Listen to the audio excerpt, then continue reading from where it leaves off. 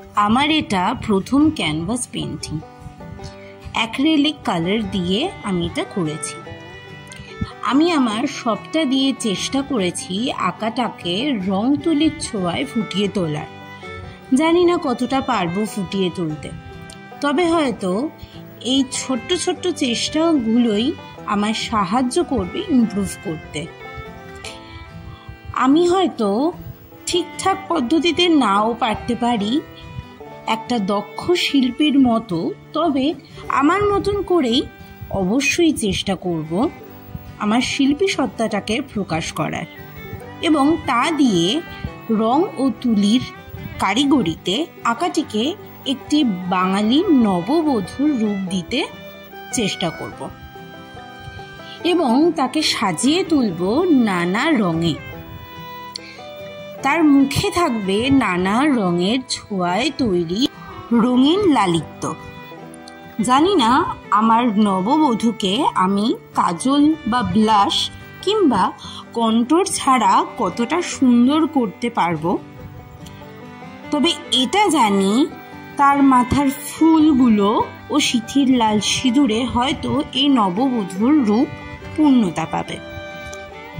তার গায়ের গয়না মানে পরনে সোনার হার আর নাকের ছোট্ট নোলক নববধূর মুখে একটা সোনার চমক এনেছে। তার রূপে ও মুখে এনেছে সোনার মতন ঔজ্জ্বল্য। তবে এসবই তার বাবা তার সারা জন্মের পরিশ্রম দিয়ে মেয়েকে বানিয়ে দিয়েছে। বাবাদের সবারই ইচ্ছা থাকে বলুন, তার মেয়েকে নিজের মনের মতন করে সাজিয়ে তোলার। তাই হয়তো বাবারা নিজের পরিশ্রম দিয়ে তৈরি সারা জীবনের সবটুকু নিজের মেয়ের বিয়েতে ইনভেস্ট করে।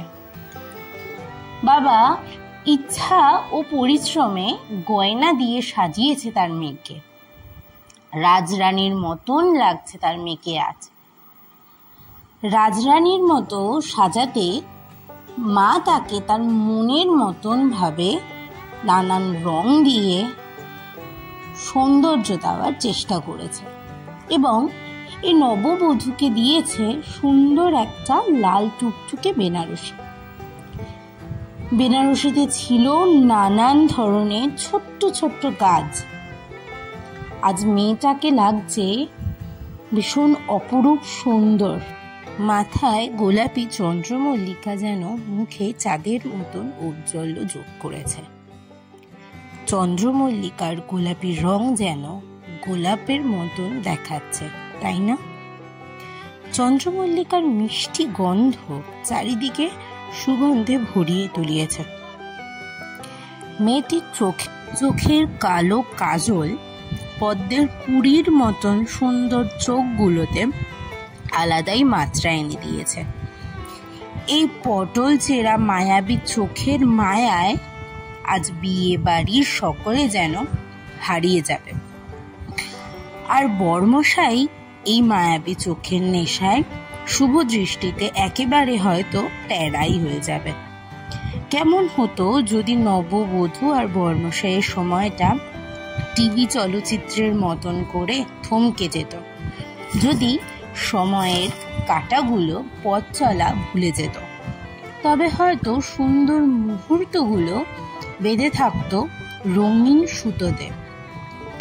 এরই মাঝে সব সুন্দর শুভ মুহূর্তের সংরক্ষণের দায়িত্ব নিয়ে একজন এগিয়ে এলো ভিড় থেকে। ও মা, ও কি, এ তো ফটোগ্রাফার দাদা। হয়তো এই ফটোগ্রাফার দাদারা না থাকলে এই সুন্দর মুহূর্তগুলো আমরা আগলাতেই পারতাম না, একেবারে এই সুন্দর মুহূর্তগুলো আমরা সংরক্ষণ করতে পারতাম না। তাই আমরা ফটোগ্রাফার দাদাকে ফটোগ্রাফার দাদার কাজ করতে দিয়ে এগিয়ে চলি। চলো, শুভ দৃষ্টিতে দাদা ভাইরা সকলে পিড়িতে করে তাদের ছোট্ট আদরের বোনকে নিয়ে এসেছে। এই সময় তারা বুঝতে পারে তাদের আদরের ছোট্ট বোন কখন এত বড় হয়ে গেল যে আজ সে পুতুল পুতুল খেলায় পুতুলের বিয়ে দেওয়ার বদলে নিজেই বিয়ের পিঁড়িতে বসে রয়েছে। আর কিছুক্ষণ বাদেই হবে মালা বদল। বর ও বউ দুজনের মালার সাথে সাথে হৃদয়ও বদল করে নেবে হয়তো। আজ বাড়ির সকলে খুব খুশি, সবাই এক হয়ে কাঁধে কাঁধ মিলিয়ে কাজ করে চলেছে। এই হলো একান্নবর্তী পরিবার। পাশের বাড়ির কাউকেই আজ প্রয়োজন নেই। বাড়ির সবাই আনন্দ আর হইচই করে সব কাজ ভাগাভাগি করে কিভাবে করে চলেছে সারাদিন ধরে। 7 পাকে ঘোরার সময় বর বউ 7 জনম একসাথে থাকার প্রতিশ্রুতি নিচ্ছে। সুখে দুঃখে একসাথে পথ চলার কথাও বলছে।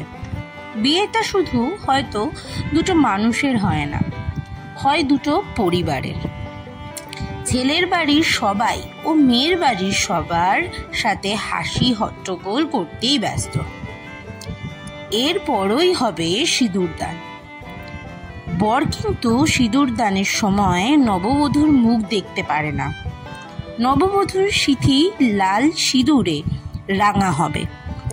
সিঁথির সিঁদুর নববধূর মুখে যেন এক অন্য রূপ দিল। মেয়েটির 2 চোখ দিয়ে কান্না ঝরে পড়ল, হয়তো নতুন জীবনের কথা ভেবে, কিংবা বাড়ির সকলকে ছেড়ে থাকতে হবে বলে।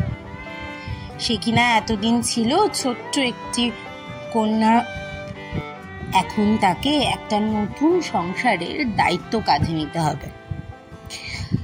তোমরা সকলে জানিও আমার এই ছোট্ট গল্পটা তোমাদের কেমন লাগলো। একদম ভুলবে না আমার এই চ্যানেলটাকে সাবস্ক্রাইব করতে। অবশ্যই সকলের সাথে শেয়ার করো, বন্ধু ফ্যামিলি সবার সাথে। আর এই আঁকাটা কেমন হলো কমেন্ট সেকশনে অবশ্যই লিখবে। লাইক শেয়ার সাবস্ক্রাইব করতে কিন্তু কেউ ভুলো না। অনেক পরিশ্রম করে বানাতে হয় একটা ছবি, তার সাথে সাথে এই ছোট্ট গল্পটা আমি লিখেছি, নিজের মতন করে পাঠ করে তোমাদের শোনালাম। জানাবে কেমন লাগলো সবার শুনে এবং ছবিটা দেখে।